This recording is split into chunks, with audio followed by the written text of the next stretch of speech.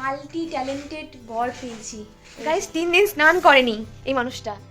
একটা সত্যিকারের কথা বলবো তোমাদেরকে, 15 থেকে 25 বছর বয়সের মধ্যে না আমরা অনেক কিছু হারিয়ে ফেলি। এই কথাটা কেন বললাম সেটা বলছি আস্তে আস্তে। Hello everyone, good evening. আর এখন বাজছে মোটামুটি 4টের মতো। রাতে রান্নাবান্না চাপাবো এবার, তো ভাবলাম ব্লগটা স্টার্ট করি।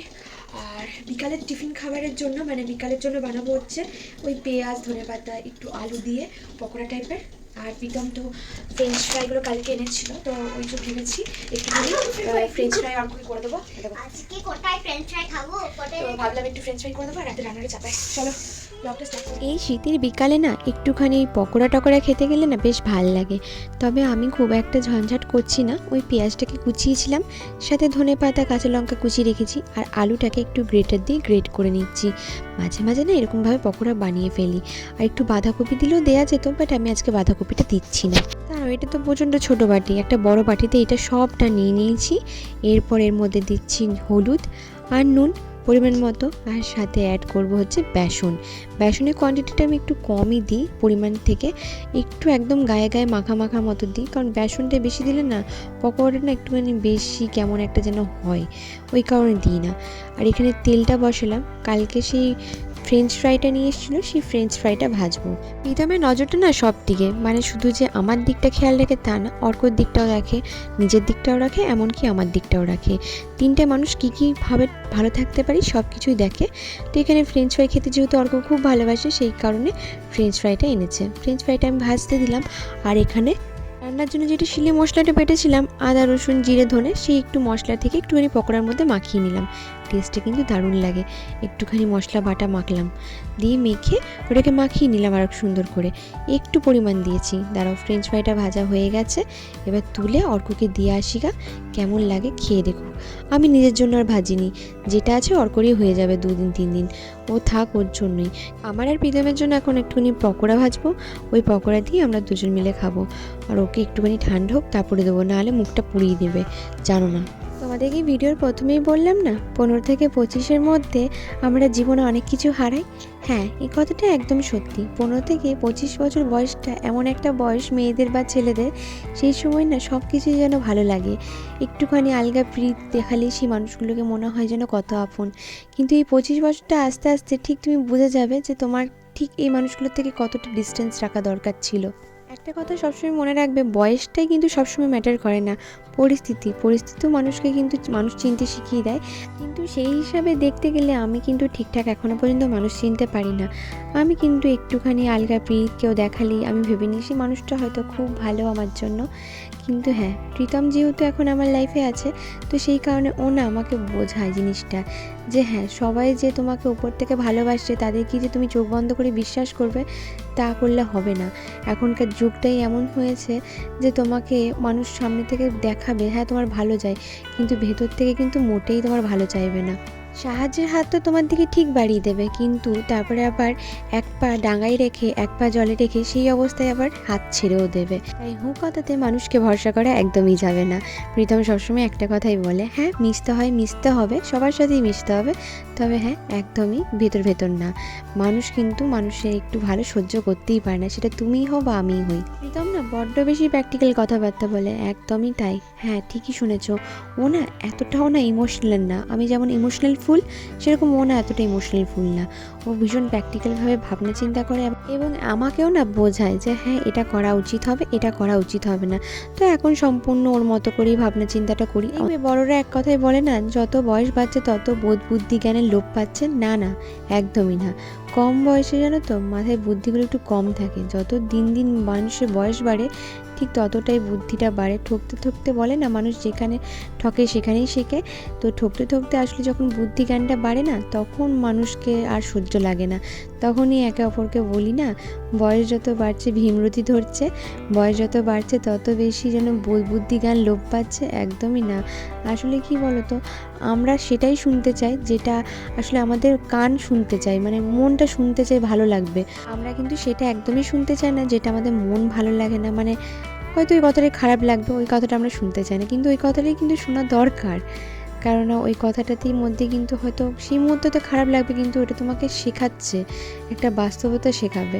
তো যাই হোক, অনেক জ্ঞান দিয়ে ফেললাম, আমি তো জ্ঞানের দেবী। তো যাই হোক, জ্ঞান দিয়ে ফেললাম অনেক। এখন এখানে শুকনো লঙ্কার পেঁয়াজটা ভেজে নিচ্ছি, একটু আলুটা মাখবো। হ্যাঁ, সাদা তেলের মধ্যে আজকে পেঁয়াজটা ভেজে নিচ্ছি, তার কারণ হচ্ছে এই সাদা তেল দিয়ে কিন্তু আলুটা মাখবো না, জাস্ট পেঁয়াজ আর লঙ্কাটা ভেজে নিলাম। এবার আমি একটুখানি ওই পেঁয়াজটা হালকা ভাজা হয়ে গেলে তুলে নেবো, নর্মালি তেল দিয়ে মেখে নেবো। খেতে খারাপ লাগে না, ভালোই লাগে। রাতের বেলায় ডিমের ঝোল করবো, সেই ঝোলটা না এর মধ্যেই চাপিয়ে দেবো। আজকে না বেশি করে তেল দিয়েই জানো তো ভাজাভুজিগুলো করে নিলাম, কারণ এটা কতটা তুলে রাখবো, এমনিতে তো পেঁয়াজের তেল হয়ে গেছে, তো ওই জন্য না ভাবলাম তুলে রাখবো, তার থেকে এটা দিয়ে যতটা তেল হচ্ছে হোক, তারপর ঝোলটা করার সময় তেলটা কমিয়ে নেবো। ওই জন্য ফুলকপিটা সেদ্ধ করে রেখেছিলাম। আজকে ফুলকপি, তারপরে আলু দিইনি, একটাই মতো আলু দিয়েছি, আর গাজর বিনস দিয়ে ডিমের ঝোলটা করব। আর এই যে আলুটাও সেদ্ধ হয়ে গেছে, আলুটাকে মেখে নিয়েছি। এই মরেছে দেখো, পুরো ধোয়া হয়ে গেছে। এই গরম গরম আলু সেদ্ধ মাখতে আমি একদম পারতাম না, কিন্তু এখন এদিকে যে ঠান্ডা না, এই গরমটা না হাতে লাগছেই না। আমি যে কি করে মাখছি, ভিডিওটা এডিট করার সময় আমি না হাঁ করে দেখছি, মানে আমার ঠান্ডাই লাগছিলো না। হ্যাঁ, গরম হালকা লাগছিলো, তবে সেই গরমটা একদমই হালকা গরম লাগছিলো। এতটাই তার মানে বুঝতে পারছো হাতগুলো কেমন ঠান্ডা। এই গরম আলু আমি কীভাবে মেখে নিলাম সঙ্গে সঙ্গে। তো এখানে আলুটাও মাখা হয়ে গেছে। এবার ডিমের ঝোলের জন্য 3টে ডিম ভেজে নিচ্ছি। এখন না যতটুকু দরকার ততটুকু দিয়ে রান্না করি। হ্যাঁ, আগে প্রচুর রান্না করেছি, মানুষকে খাইয়েছি। সত্যি কথা বলতে মানুষকে খাইয়েছি, সেটা নিয়ে আফসোস হয় না। তবে হ্যাঁ, এটার জন্য আফসোস হয় যে কোন মানুষগুলোকে রান্না করে করে এক বাটি করে তরকারি দিয়ে আসতাম। ঠাকুর, মানুষের বলে না মুখে মধু আর অন্তরে বিষ, সেই সব মানুষদেরকে আমি না প্রচণ্ড করেছি, জানো তো। আমারই ভুল, সেটা প্রচণ্ড পরিমাণে করেছি। এখন সেটার জন্য আফসোস করি। তার থেকে মনে হয় রাস্তায় গরিব দুঃখীদের যারা ছিল তাদেরকে যদি দুটো খাওয়াতাম, কাজের কাজ হতো। খাওয়াতাম না তা না, খাওয়াতাম, তবে যেই রান্না ভালো মন্দগুলো ওদেরকে খাইছিলাম, সেই রান্নাগুলো যদি বাইরের কজনকে খাওয়াতাম বা রাস্তায় কুকুর বিড়ালকেও খাই দিতাম না, তাও মনে একটা শান্তি লাগতো।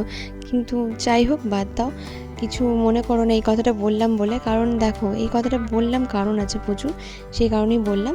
তো যাই হোক, এখানে মশলাটা কষিয়ে নিয়েছি, পেঁয়াজটা ভালো করে ভাজলাম পাঁচফোড়ন দিয়ে। তারপরে এর মধ্যে আলু ডিম যা যা ছিল সব কিছু দিয়ে কষিয়ে ঝোলটা যখন ফুটে আসবে তখন এটা নামিয়ে নেবো। একদম সিম্পলভাবে করেছি। এইদিকে পকোড়াও রেডি হয়ে গেছে। গাইজ, এখন গরম জল করা হচ্ছে, তার কারণ হচ্ছে, একবার দেখাও মুখটা। গাইজ, 3 দিন স্নান করেনি এই মানুষটা। এই মানুষটা 3 দিন একটা মানুষ স্নান না করে কি করে থাকতে পারে আমি সত্যি জানি না। বৃহস্পতিবার লাস্ট স্নান করেছে, শুক্র শনি রবি করা। মুখটা একবার দেখি, মুখটা একবার দেখাও। কটায় ওঠো তুমি? 6:30। 6:30 কোনদিন উঠেছো আজ পর্যন্ত? 6:30 কোনোদিন উঠেছো আজ পর্যন্ত? হ্যাঁ, 3 দিন স্নান না করার কথাটা বললাম, এটা কিন্তু একদমই মিথ্যে, ঠিক আছে? মানে রাগাতে ভালো লাগে, আমাকে শুধু বলছে দূর ক্যামেরায় কিছু উল্টোপাল্টা বকে। আসলে প্রতিদিন না অফিস থেকে এসে না অর্কতে আর প্রীতম মিলে আমাকে রাগায়, জানো তো, কিছু না কিছু বলে রাগ করিয়ে দেবে, নিয়ে আমি রেগে যাই। আজকে ওই জন্য না এই চান্সটা আমি নিলাম। এখন মিস্টার অ্যান্ড মিসেসের জন্য 2 কাপ চা বানাবো, দেন চা বানিয়ে টানিয়ে তারপরে খেতে চলে যাব মুড়ি, ঠিক আছে? এখন মোটামুটি 8টা বাজে, কিন্তু আমরা এসে পরে একটু খাওয়া দাওয়া চলে। রাত 10টা-11টার সময় ভাত খাবো, তাও ঠিক আছে, কিন্তু মুড়িটা খাবো কেন জানি না, অফিস থেকেও আসে তো একটু খিদে পেয়ে যায়। আর এই যে আদাটা একটু ঘষে নিলাম, এই ঘষাটা কেনার কারণই হচ্ছে এই আদা ঘষার জন্য। চাই একটুখানি আদা না দিলে দেখবে ভালো লাগে না। আর এদিকে দুধটাও 1 প্যাকেট গরম করতে দিয়ে দিচ্ছি। আমাদের 2বার দুধ আসে, একবার সকালবেলায় এনে দিয়ে যায় প্রীতম, আবার অফিস থেকে আসার সময় 1 প্যাকেট নিয়ে আসে। সকালবেলায় দুধটা অর্ক খেয়ে নেয় যা খাবার, আবার রাতের বেলায় আমি প্রীতম অর্ক 3জন মিলে একটু করে খাই রাতের বেলায়, কারণ এদিকে ঠান্ডাটা তো প্রচুর। আর যেহেতু প্রীতম সকালবেলায় অফিস যায়, ওর শরীরের একদমই আগের থেকে অনেকটাই, জানো তো, শরীরটা খারাপ হয়ে গেছে। যারা দেখে তারাই বলছে, মানে এই দিদিরাও বলছিল যে প্রীতম যখন এসেছিল তখন একরকম ছিল, এখন একটু চেহারাটা খারাপ হয়ে গেছে। আর সেটা আমি নিজেও বুঝতে পারি, কারণ না আমি নিজেও তো দেখেছি ওকে, ও এতটাও খারাপ ছিল না, এখন একটু খারাপ হয়ে গেছে। আসলে টেনশন, চাপ সবটাই তো ওকে একা মাথায় খাটাতে হচ্ছে। যাই হোক, এখানে স্নান টান করে এসে এখন চলছে মুড়ি মাখা। আর মুড়িটা নিয়ে এসেছিলো, যে পুরনো মুড়িটা ছিল সেটা নিল, আর একটু খেয়ে দেখলাম পকোড়াগুলো বেশ ভালোই হয়েছিল, জানো তো। ওকে একটু খাইটাই দিচ্ছিলাম। আর এবার চলো মুড়ি টুড়ি খাই, তারপরে কথা হচ্ছে। আর তোমরা প্রতিটা মানুষ এত আমাদেরকে এখনকার ভিডিওতে ভালোবাসা দিচ্ছ, মানে যে জায়গা থেকে এসে যে জায়গায় এসে পড়ে এখন ভিডিও করছি সেই জায়গায় সবাই তোমরা আমাদেরকে বলছো যে এখনকার ভিডিওগুলো বেশি ভালো লাগছে, কারণ অর্কর আমার মধ্যে একটা আলাদা রকম আনন্দ উচ্ছ্বাস হয়েছে। হ্যাঁ, একদমই তাই, সত্যি কথাটা। কারণ সত্যি আমরা সত্যি খুব ভালো আছি, আর সেই ভালো থাকার কারণটা হচ্ছে এই মানুষটা যথেষ্ট আমাদের দুজনকে ভালো রেখেছে। এমনকি জানো তো, আমিও সারাদিন চেষ্টা করি, ভাবনা চিন্তা করি যে ওকে কীভাবে মানে ভালো রাখা যায় বা কিছু করা যায়। এমনকি অর্কও জানো তো সকাল সকাল পড়াশোনা করে নেয়, যাতে প্রীতম মেলে ওর বাবার সাথে একটু খেলতে পারে। সেই কারণে ওরও যেন কোথাও গিয়ে এই খামতিটা পূরণ হয়েছে যে সারাদিন ওর সাথে কেউ খেলবে, এ করবে। এই ছোট্ট ঘরটা যেন ওর কাছেও বেশ প্রিয় হয়ে উঠছে আস্তে আস্তে। এমনকি ছোট্ট ঘরটাতেও এতটাই ভালোবাসে, এখন আবার বলে মা বড় ঘরে যাব না, বড় ঘরে গেলে যদি আবার আলাদা আলাদা থাকি, সেই কারণে ওর মধ্যেও ভয় আছে। আর এখানে দেখো মজা কাণ্ড, এই গুণটা যে ওর আছে আমি সত্যি জানতাম না, সত্যি। কারণ ও কালকে যেহেতু পৌষ সংক্রান্তি, ওই কারণে জানো তো নারকেল ফাটাতে বসেছে, আর নিজের থেকেই দেখছি নারকেলটা কোড়াচ্ছে। মানে আমি তো দেখে হা হয়ে গেছি। এগুলো তো মোটামুটি একটা মেয়ে সবই পারে, কিন্তু ও যে এইভাবে নারকেল কোড়াতে পারে সেটা আমার জানা ছিল না।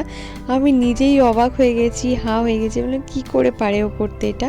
তারপরে এই কথাটা শুনে তো আমি আরও অবাক হলাম যে এটা ওর জীবনে প্রথম নারকেল কোড়াচ্ছে, এর আগে নাকি ও কোনোদিনও নারকেল কোড়ায়নি।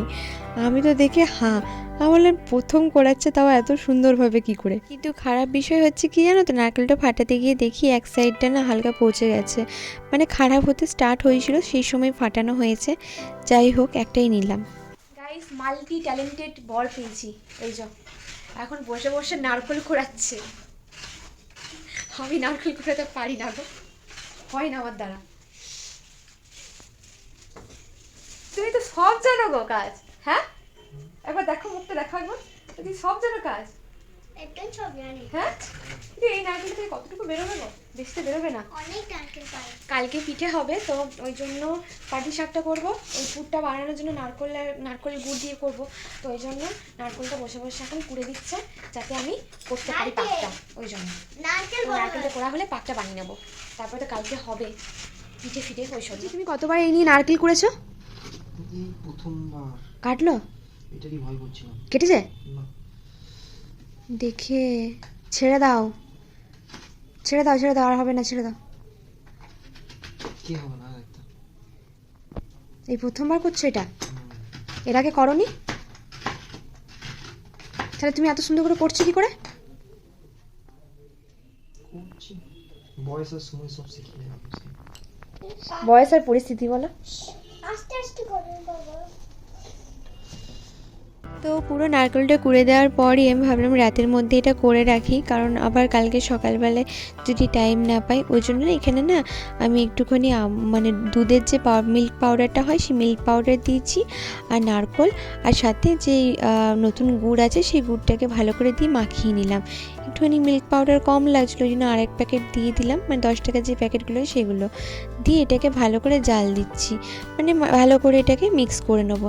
একটুখানি এর মধ্যে দুধও অ্যাড করব, কাঁচা দুধ। তার আগে এটাকে হালকা করে মেখে নিচ্ছি, মানে মাখিয়ে নিচ্ছি।